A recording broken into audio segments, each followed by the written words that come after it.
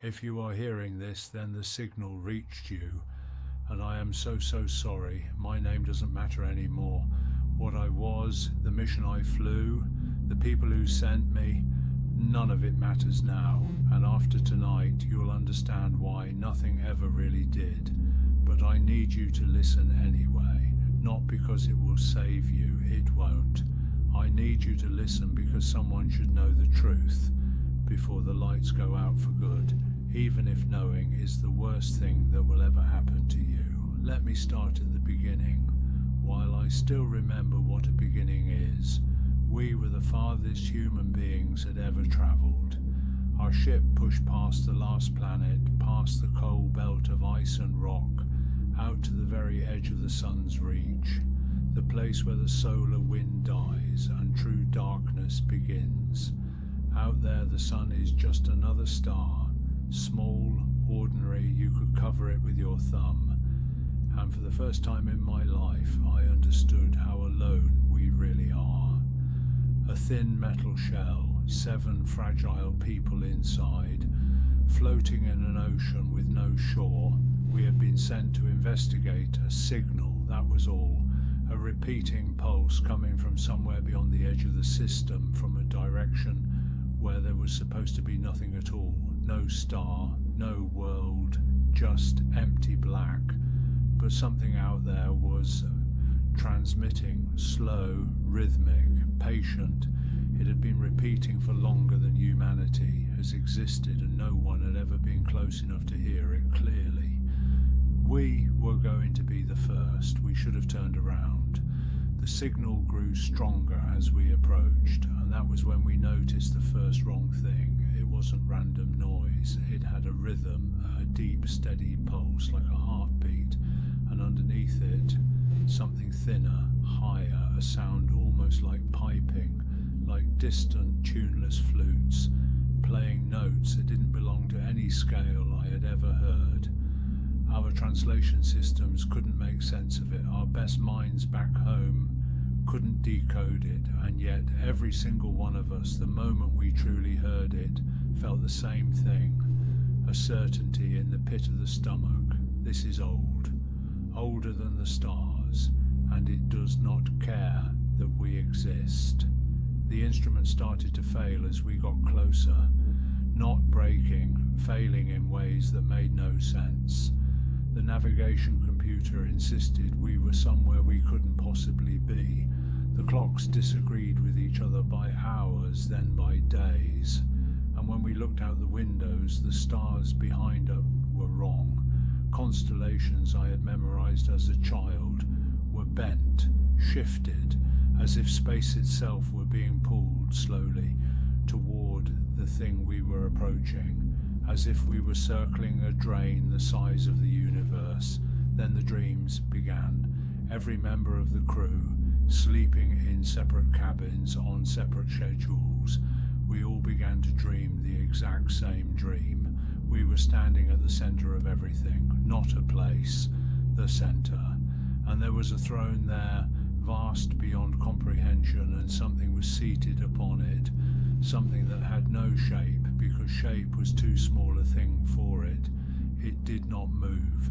It did not think, not the way we think. It simply churned, a blind, mindless mass at the heart of all creation. And around it the flutes played and the drums beat, and everything, every star, every galaxy, every life that had ever lived, was just noise it made in its sleep. We were its dream, and it was starting to wake up. I know how this sounds, I know. When we filed our first reports, the psychologists talked about isolation, about deep space stress, shared delusion. I wanted to believe them, God, I wanted to believe them, but you can't share a delusion word for word with 6 other people. You can't dream the same silence, feel the same cold, and wake up with the same 3-syllable word on your lips, a word in no human language that none of us could stop whispering. Vasquez was the first to break, our engineer, the steadiest person I have ever known. One morning she stopped speaking to us and started speaking to the signal. She would sit at the communications array for hours, tilting her head, nodding, as if it were answering her. When I finally pulled her away, she looked at me with a calm that was so much worse than madness, and she said, "It's not a signal, it's not asking us anything, it's counting. It's been counting since before there was time, and it's almost finished." I asked her, "Finished with what?" She smiled and she said, "Counting down." By the time we reached the source, 3 of us were gone. I don't mean dead, I mean gone, standing, breathing, eyes open but empty, hollowed out from the inside, as if whatever was out there had reached into them and quietly turned them off. They would sit and stare at the wall in the direction of the thing for hours, unblinking, tears running down their faces, smiling. I stopped being able to look at them. And then at the source, there was nothing there. That was the moment I nearly laughed. We had crossed the entire solar system, lost half our crew, sailed to the very edge of the map, and there was nothing, just black, empty space. No object, no star, no structure. The pulse was deafening now, filling the ship, filling my skull, and there was nothing there to make it. Except that isn't true. There was something there. It was just too big for me to understand that I was already inside it. Have you ever stood so close to something enormous that you couldn't see it? A mountain, when you're pressed against a stone, it just looks like a wall, a wail from beneath, just a darkness overhead. That's what happened to us. We didn't arrive at the thing. We arrived inside its reach. The empty space around us wasn't empty, it was the edge of it, the outermost skin of something so vast that our entire journey, from Earth to here, had taken place within the space of a single one of its slow, sleeping breaths. And it noticed us.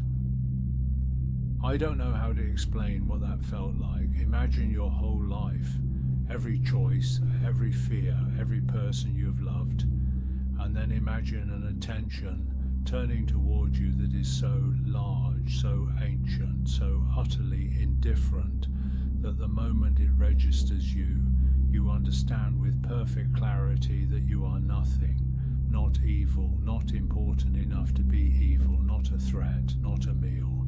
You are less than dust to a hurricane. You are a thought it will not bother to finish. And the horror, the real horror, the one that broke the others, is not that it wants to hurt us, it's that it doesn't want anything at all. The universe is not a battle between good and evil. It is a vast, dreaming, mindless thing, and we crawled out of a warm corner of it and dared to believe we mattered. We were wrong. I sealed myself in the command module after that. I don't know how long ago. Time doesn't work here anymore. Sometimes I look out and the stars are gone entirely, just black, and that thin, endless piping. Sometimes I look and I see my crewmates outside the window, in the vacuum, without suits, floating, smiling, beckoning me to come and be still with them. I know they're not really there, or I know that there doesn't mean what it used to. I've stopped fighting it. That's the part I need you to understand, because it's the part that will happen to you too. You can't be afraid forever. The mind isn't built for this, and eventually the fear burns out, and what's left underneath is something almost like peace, a terrible, hollow peace, because once you truly accept that nothing you do matters, and that the thing at the center of everything will churn on, dreaming long after the last star has died, a strange calm comes over you. There is nothing left to protect, nothing left to lose, only the counting and the flutes and the long, slow breath that is about to end. Because Vasquez was right, it's almost finished. I'm sending this the only way I can, folding it into the signal itself, letting it carry backward home to whoever is listening for us, and I know what that means. I know that by hearing this, you've now heard it too.